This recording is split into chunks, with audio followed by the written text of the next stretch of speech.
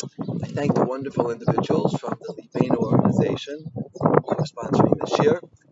And if you're wondering why I'm holding an umbrella, I'm at the coastal this morning and it's raining. But I feel so inspired standing in front of this holy place that I feel the shir will be much more from the heart if I'm speaking here. Therefore, I'm outside.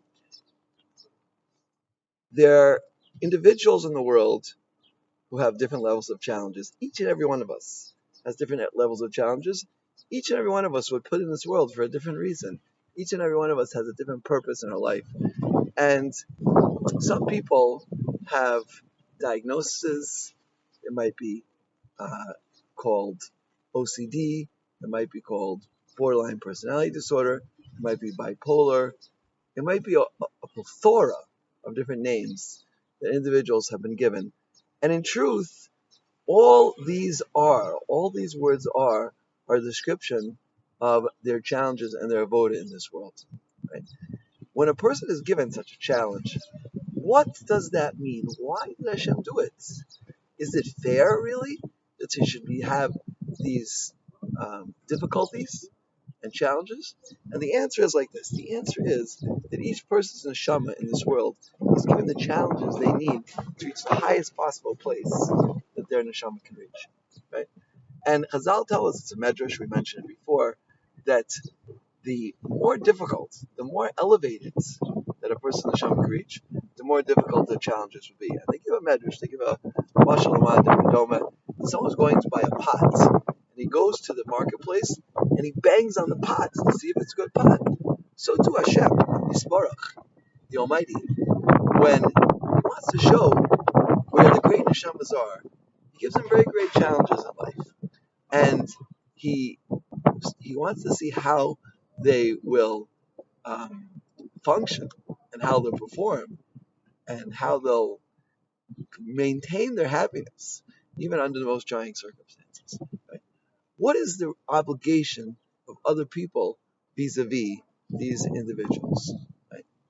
Our job, right? And I say our job because who knows? Who knows who is going through what? Right? Each person has their individuals, and I'm sure that there is a diagnosis for people who stand outside in the rain giving shirim at the coastal. But there is a list of these diagnoses. It's all called DSM. DSM. And I was thinking, what does DSM stand for? Right? And I was thinking the letters DSM, right? DSM, it could stand for Dear Majestic Souls or Devoted Majestic Souls, even though it's not the exact order of those letters. DSM, Dear Majestic Souls, because these are very, very elevated neshamas who've been given a very, very great test. And therefore, if you have to meet somebody with one of these diagnoses or whatever it might be called, right? And there's many, many things, and there's some which are on the DMS, and there are some that are not on the DMS, whatever it might be. All of these titles, all of these labels are only descriptions of their challenges and their avodas Hashem in this world. Right? So when you meet such a person, you should give them the greatest respect, and you should understand what they're going through and empathize. You know? My principal Rabbeim were all named Shlomo, and that's Rav Shlomo Zalman Auerbach, Rav Shlomo Brevda, and now Rav Shlomo Safrani. Right? They all, aside from the great Chachma of Shlomo that they exhibited as portrayed by the name, but they all had tremendous, tremendous empathy, right? And that perhaps is the greatest wisdom that we can learn, right? That perhaps was the greatest wisdom of Shlomo Melech, to be able to understand and to get into the shoes of another Jew who's suffering and who's going through a difficulty, and to help them by just being friendly with them and accepting them for who they are, right? And understanding the challenges that they're going through and what the impact that has on their life and what we could do to help them. This is the greatest kindness that a person can do, right? And so many people, even people without these diagnoses, so many people are going through such difficult times every single day. And if you give them the support, if you give them just the friendship and the support and the smile, right? Chazal tell us, it tov It's better to show people the white of your teeth than to give them milk. And as Rav Shimshon Pinkus told me once, he said, milk keeps babies alive. Yet milk keeps babies alive. Yet keep giving people the white of your teeth keeps people more alive. Why? Because when someone sees you smile at them, he thinks, he's smiling because of me. I make somebody else happy. I have a purpose in this world. And it makes people feel great. So let's all try to do that, right?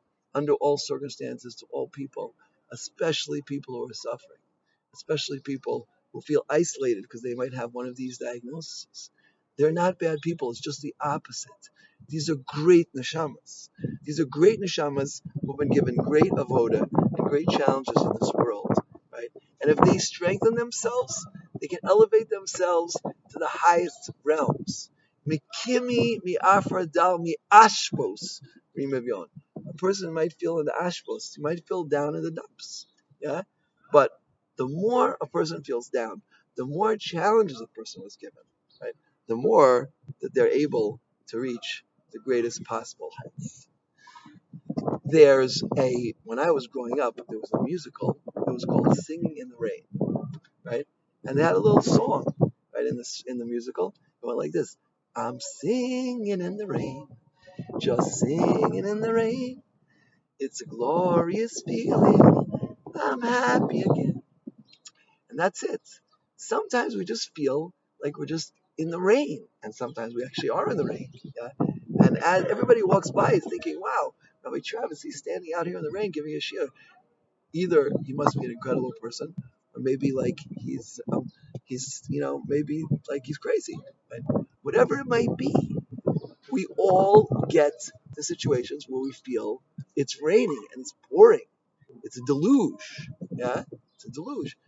But in those situations, if we strengthen ourselves and as outsiders, we strengthen other people no matter what's going on, no matter how they are.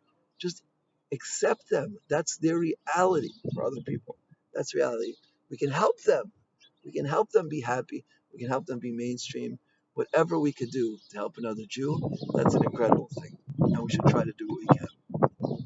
So therefore, I thank again Libeno for the wonderful work they're doing, strengthening individuals, especially young women who are going through difficult challenges. I've been giving shirim the past few weeks that 100,000 women can bring the Mashiach, and certainly any woman who's going through one of these challenges is a prime candidate for the Shekhinah to dwell within them. Because if they accept the challenges that Hashem gave them and accept it with love, and I say, Hashem is giving me these challenges, I know it's for the sake of elevating my neshama, I accept it with love, and whatever happens, I know that you're perfect and infinitely wise, and I accept these challenges, and I'm willing to grow with them. Then they will reach the greatest possible levels, and they will certainly be on the front line of bringing the Gula. So it's getting a little windy here. I think the time has come to end this year, but we should all have bracha, tzlacha, and siyata d'shmaya, and each and every one of us, no matter what we're going through, we should have the ability to help other people. If we're suffering, if we went through difficult times, then we understand what it is. A young lady came up to me last night after a class I gave, and she told me what a difficult life she had. And I said, it was a difficult life. I want to tell you two things. Number one, it had nothing to do with the people involved. Yeah, because it would have happened to you anyway. The Vilna Gaon says, in Mishnah 11:19, look it up. Yeah, he says, whatever's going to happen is going to happen anyway. And number two, Hashem brought you those challenges to make you a better person, to make you more sensitive, to make you more caring, and to understand what it is for people to go through suffering. Yeah? Chazal tell us, Yosef HaTzadik, all of the tribulations he went through, being in jail and being sold by his brothers, and they tried to kill him, right? Then being accused of something he didn't do, right? All of that helped him to become an incredibly sensitive person. And each and every one of us can use our experiences in that way.